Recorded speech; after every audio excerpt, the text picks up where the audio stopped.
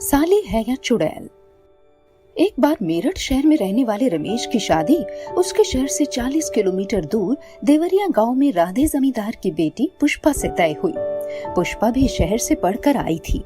पुष्पा पढ़ाई लिखाई में जितनी तेज है, वहीं रंग रूप में भी बहुत सुंदर होती है। पुष्पा और रमेश की शादी धूमधाम से गांव में करवाई जाती है। फिर वो दोनों शहर में आकर बस जाते हैं। शादी के बाद जब वो ऑफिस जाता है तो उसके दोस्त उसे खूब छेड़ते हैं। अरे देखो देखो, आज कौन ऑफिस आया है, देखो अपना रमेश वापस आ गया है। सब रमेश के पास आकर उसे बधाइयाँ देते हैं। सुना है रमेश, तेरी तो लॉटरी लग गई, भाभी जी तो बहुत सुंदर मिली हैं तुझे। अरे हाँ यार, सच बोला, मेरी तो लॉटरी ही लगी है। पुष्पा न सिर्फ सुंदर है बल्कि बहुत पढ़ी लिखी भी है। शाम को जब रमेश ऑफिस से घर वापस आता है, अरे आज आप जल्दी आ गए।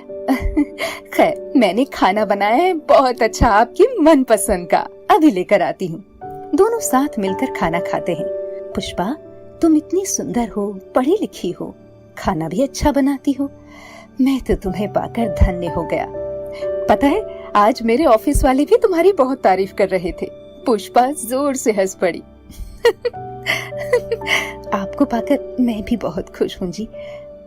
अच्छा चलिए जल्दी से सो जाते हैं, कल सुबह आपको फिर ऑफिस जाना है ना।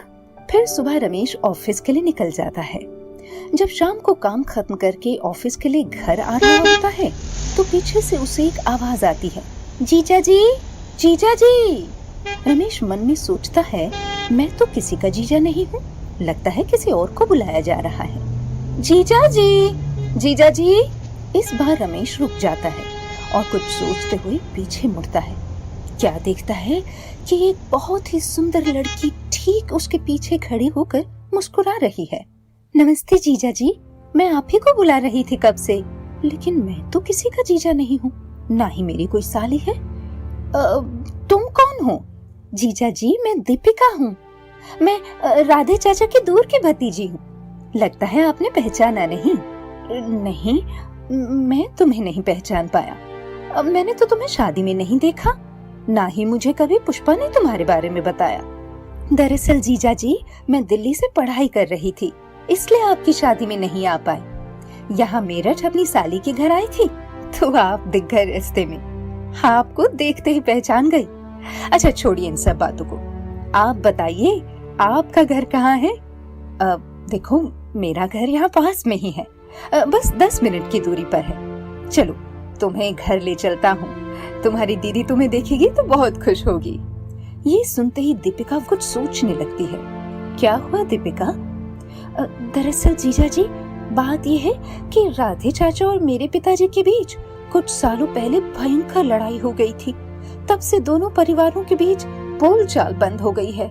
अगर पुष्पा दीदी या फिर राधे चाचा को मेरे बारे में पता चला तो वो बहुत नाराज होंगे, इसलिए मैं आपके साथ नहीं जा सकती अभी, और ना ही दीदी को मुझसे मिलने की बात ही बताइएगा। अच्छा बाबा, ठीक है, मैं नहीं बताऊंगा, लेकिन क्या जीजा जी?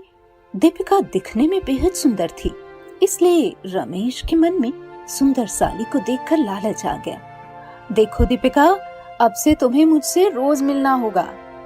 और फिर रमेश और दीपिका रोज शाम को पार्क में मिलने लगे। ऐसा करते करते रमेश रोज शाम को घर देर से पहुंचा करता था। एक रात जब वो घर देर से पहुंचा तो पुष्पा ने देरी का कारण पूछा।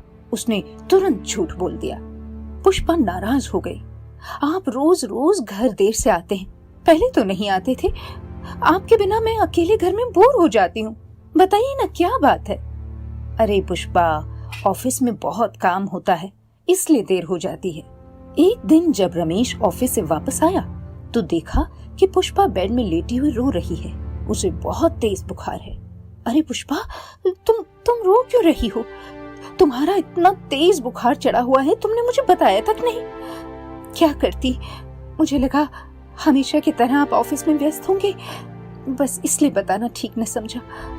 पुष्पा की ये बात सुनकर रमेश को अपनी करने पर बहुत पछतावा हुआ। उसने पुष्पा से माफी मांगते हुए सब कुछ बता दिया। मुझे माफ कर दो पुष्पा, मुझे माफ कर दो, मैं तुम्हारी बहन दीपिका से मिलने जाया करता था, इसलिए रोज आने में देर हो जाती थी। रुकिए, क्या कहा आपने? दीपिका? पर मैं तो किसी दीपिका को नहीं जानती जो मेरी बहन हो। अरे तुम्हारी चचेरी बहन दीपिका? नहीं नहीं, आपको जरूर कोई गलतफहमी हुई है। मेरी कोई चचेरी बहन नहीं है। ये क्या माजरा है, मुझे तो कुछ समझ नहीं आ रहा।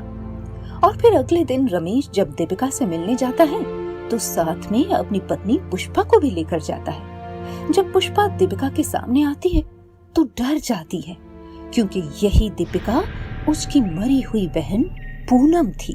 पूनम? पूनम, तुम तो मर चुकी हो ना? जैसे ही पुष्पा उसे पहचानती है, दीपिका अचानक से अपने असली रूप में यानी कि चुड़ैल बन जाती है और जोर जोर से हंसने लगती है।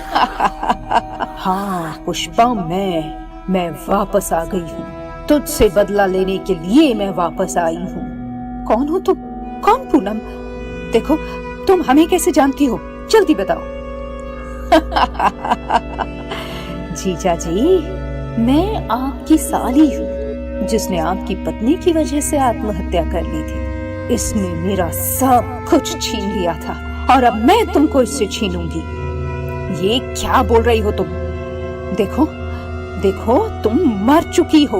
तो फिर अब क्या लेने आई हो हमसे पूनम? मैं चुड़ैल हूँ। बचपन से ही ये घर की सबसे प्यारी लड़की थी, ये पुष्पा। पिताजी दिन भर पुष्पा पुष्पा नाम की माला जपते थे। एक दिन पुष्पा ने पिताजी के कुछ पैसे चुरा लिए, जिसका इल्जाम मेरे सर पर आया। फिर पिताजी ने पूरे गांव के सामने मुझे इतना मारा कि उसी शाम मैंने बदनामी के डर से फांसी लगाकर आत्महत्या कर ली। तब से मेरी आत्मा यूं ही भटक रही है। अब जब तक मैं इस पुष्पा का सब कुछ नहीं छीन लेती, तब तक मेरा बदला पूरा नहीं होगा।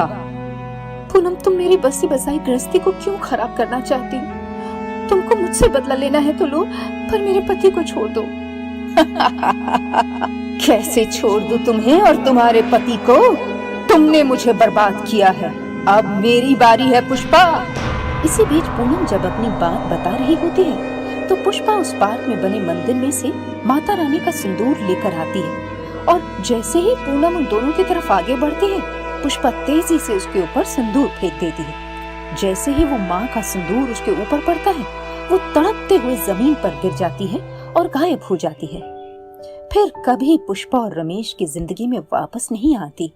रमेश उसके बाद पुष्पा से और भी ज्यादा प्यार करने लगता है। अपनी पत्नी के अलावा अब रमेश और किसी पर ध्यान नहीं देता है।